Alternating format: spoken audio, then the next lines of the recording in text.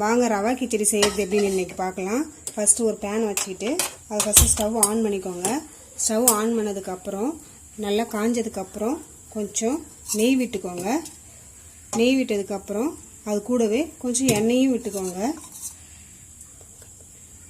எண்ணெய் காஞ்சதுக்கப்புறம் பெருஞ்சீரகம் கொஞ்சம், அப்புறம் கொஞ்சம் ஒரே ஒரு பிரியாணி இலை, அப்புறம் கொஞ்சம் இஞ்சி,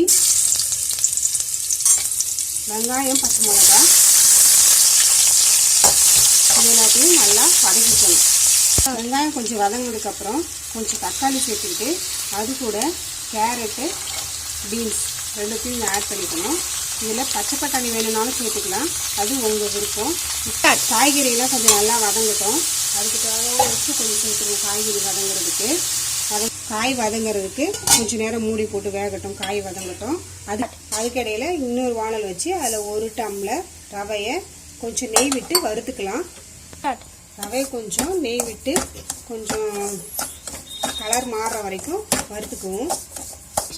இப்போ ரவை வறுத்து ரெடி ஆயிடுச்சு. இப்போது அதுக்கப்புறம் இந்த பக்கம் வச்ச காய்கறியை கொஞ்சம் தண்ணி விட்டு வேக வச்சுக்கணும். தண்ணி விட்டுட்டு உப்பு கொஞ்சம் சேர்த்துக்கணும். உப்பு கொஞ்சம் சேர்த்துட்டு மஞ்சள் தூளையும் கொஞ்சம் ஆட் பண்ணிக்கணும்.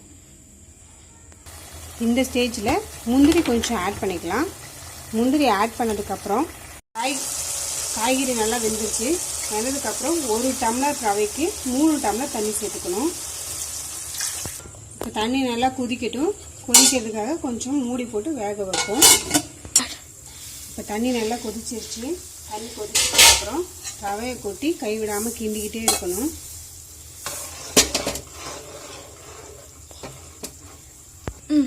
புதினாவை ஆட் பண்ணிவிட்டு ரவா கிச்சடிக்கு ஏற்ற தேங்காய் சட்னி ரெடி. ரவா கிச்சடிக்கு ஏற்ற தேங்காய் சட்னி ரெடி. வாங்க சாப்பிடலாம்.